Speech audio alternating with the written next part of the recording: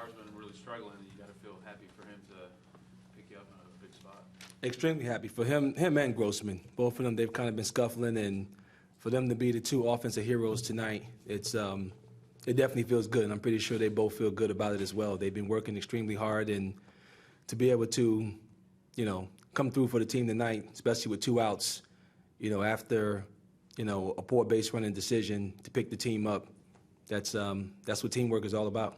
Yeah, more gratifying. It's not, we're talking to Altuve, Springer, this whole winning streak. They didn't do a whole lot offensively, so I guess it's nice to know you can win in some other ways. That's why it's called the team. Yeah. And I think everybody, did their part tonight. Oberholtzer was outstanding. The bullpen came in and was able to close it out and hold the game right there. So overall, just a great team win. Is it hard to pull Obi with that low pitch count at that point? Or? Well, I don't think so. I think you look at exactly where we're at. I'm not going to let him go back to the top of the lineup. It's 3 righties coming up. Farnsworth is ready to go. Sip is ready in case they try to pop any of their lefties.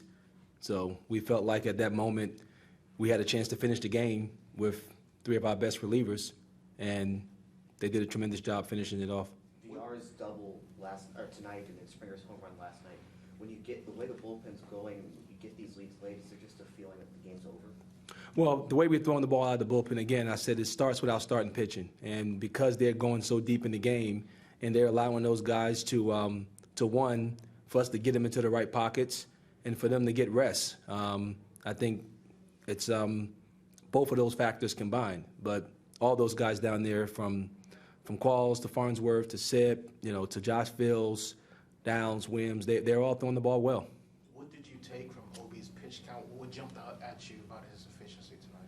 Well, I tell you, the first couple innings, one of the things that one of the adjustments I feel like he made that really, helped him was he started pitching to the top of the strike zone. I felt like in the first couple innings it was, a lot of pitches to the bottom of the strike zone, and it felt to me like they were on him a little bit. But he really made an adjustment. I think Castro made an adjustment in the way he was calling the game. And from that point on, once he, flashed some balls at the top of the strike zone, it really opened up the rest of the zone. Coach, you talked about this process repeatedly. Is it just me, or do you see another brick in the wall as far as going where this process is going to take you? Well, I mean, for us, it's just keep pushing the wheel. When you're in the profession that we're in and you understand the grind that comes with showing up to the park each and every day, bringing your lunch pail, putting your work in, playing the game the way it's supposed to be played, you're going to have to take some lumps along the way. At the same time, as long as you keep pushing that wheel, you have a chance for, to get better each and every day. And I think that we're witnessing a group of guys that are just getting better each and every day. You have a rotation decision to make, but hard to remove Obi from the rotation at this point. When you have good players, those are not hard decisions. I know you weren't happy, as you said, with the VR and the Presley play, but it just seemed like their aggressiveness, they are forcing the other team to make plays. Yes, I mean, aggression is definitely something that we talk to our guys about. I mean, I think, I'm aggressive by nature. Our team is aggressive by nature.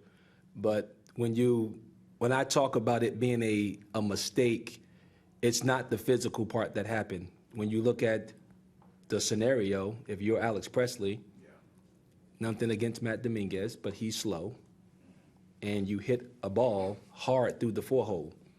So the only time you're going to continue to run there is if you're saying to yourself, I'm going to exchange this out for the run. There is no run because there's no play at the plate because he's slow.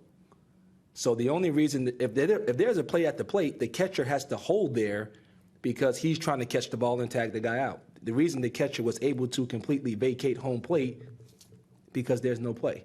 So it's more a mental mistake that became physical once the mental mistake was made. What's to say about your team that your team's now finding a way to win these close games? I think that there is all part of the process. I think when you look back at, earlier in the year, these were the type of games that we would find a way to come up short. And I think that as we move forward, we're now finding a way to win these games with the big 2-out hit and winning those crucial break point at-bats. Chad Qualls coming in and getting the 4-out save, getting that big out there in the 8th inning and then going back out and closing it out. So, I mean, there are all break points and momentum changing, plays in ball games. And like I said before, I couldn't be more proud of this group of men. How heavily does Oberholtzer's start tonight factor into your decision? Well, he threw the ball tremendous. So, again, if you can pitch and you're putting up zeros, we will find some place for you to pitch. But what is this streak like as a manager? You haven't had this since you've been here. I think, again, it's a credit to the guys in there. Our staff has done a tremendous job, and it's a long season. We all understand the ups and downs that come with, playing the game in which we play. But I've always said there's only one thing better than winning is more winning. And we're just going to continue to show up to the park and put our work in and take our shot each day.